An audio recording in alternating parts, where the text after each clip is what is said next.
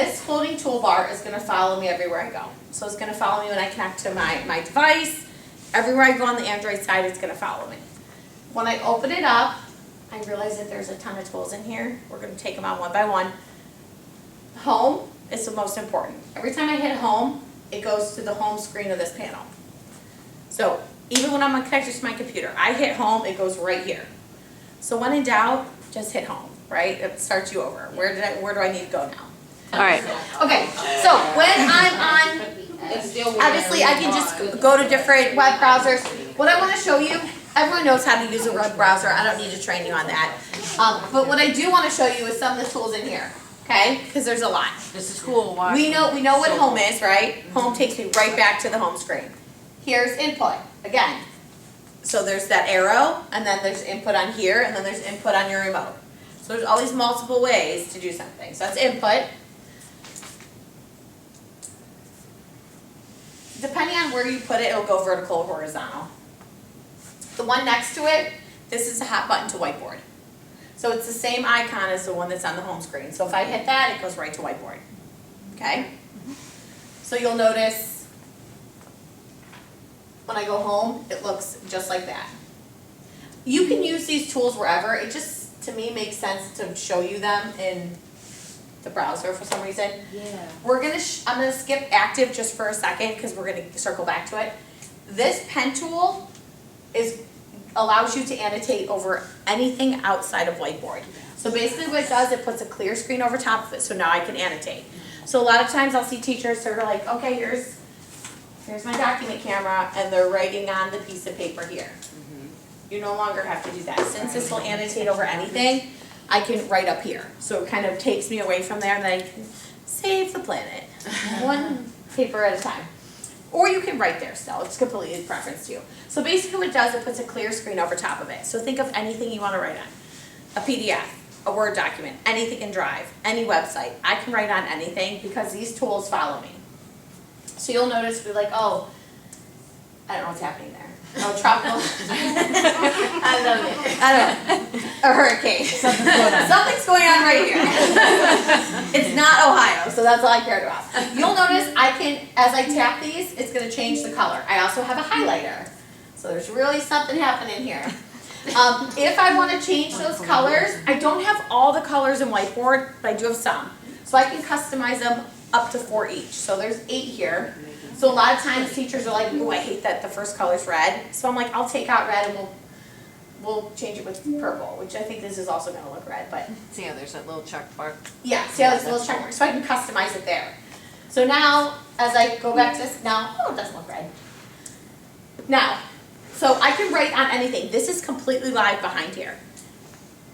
The broom does the same thing as a trash can. Do you remember what the trash can does? Clears everything. This is why I love for the early grades, because you guys listen so well. You do. Listen so well. High school, not so much. They're like at me like I have 3 heads. So the trash can, or the broom clears it all. So there is no undo button. So that's where your hand or using a prop eraser comes in very, very clutch. Because here's the thing, if I hit this and I wrote all over a PDF, I cannot bring it back up. Okay? So that's what I'm trying to say with that. You also have the ability to save it. So this little save icon is just like I'm saving it to my storage. The cloud account, if I'm logged in, is going to say, it's going to pop this down, it's going to say saving, and my little cloud icon is going to be there. It's going to save the whole image and the writing over top. So think about student work. If my student has an IEP, something like that. Maybe you have a student that's struggling. Here I'm going to show you, I'm going to send this home with your parents. I'll email it to you. So just think about different ways that now I can copy and save anything that I want to do. As soon as I hit this X, it's completely live and I can go on. Okay? This is a much better image. So that is this pen tool. The magnifying glass does 2 things. One, it does zoom, which you're never going to use it for zoom because the panel's gesture controlled anyways. But it also doubles as freeze. So you'll know that it's frozen because there's a lock there. So I don't have my device connected, so obviously there's nothing to freeze it. But if I did have my device connected and I wanted to freeze, because I wanted my students to see something different than what I was looking at, and I didn't have my remote, that button does the same thing as this blue one, okay? So as soon as I hit the X, it unlocks it. So same thing here. See how it does the same thing? It just went over there. Exact same thing as that, okay? So that's what that blue button does. And then, or you can use it right here. I'm gonna show you two more things in here. This snipping tool allows me to bring anything I want into Whiteboard. So a lot of teachers like, I don't really like the annotation tools because I don't have all the colors and arrows, it's not as fun. You can't undo.